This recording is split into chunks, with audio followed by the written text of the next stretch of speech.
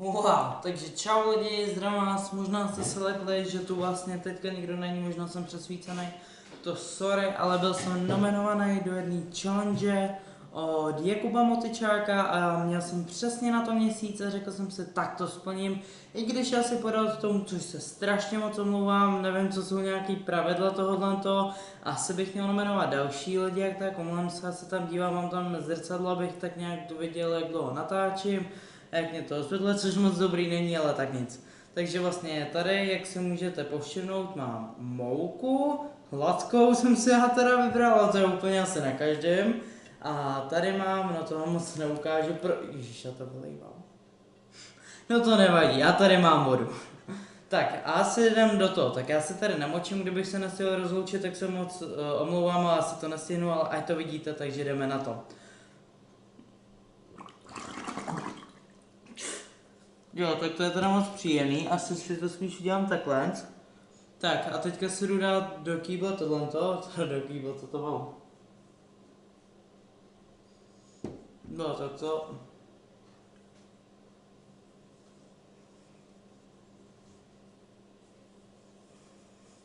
Musím říct, že s těma souborům hodně moc uklízení, ale...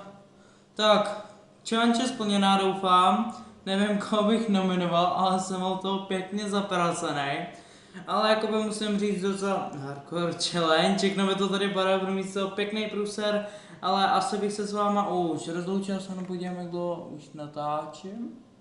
A, tady to nevidím, tak nic.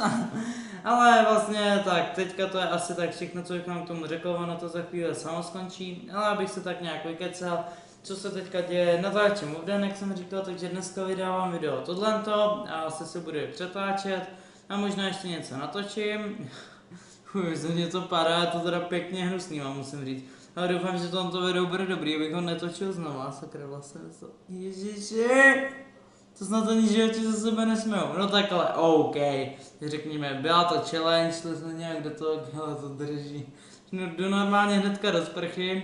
A asi bych se už nějak asi pomalu rozloučil, asi jakoby čau, protože já se jdu umýt a musím říct, že je to teda dost epický, zkuste si to sami doma a jmenuji takzvaného Martina Mause, nevím jak se teďka jeho channel jmenuje, ale kdybyste to někdo viděl, napište dolů a napište jaká videa typu byste chtěli, rozhodně to napište a taky co byste chtěli, abych natáčel.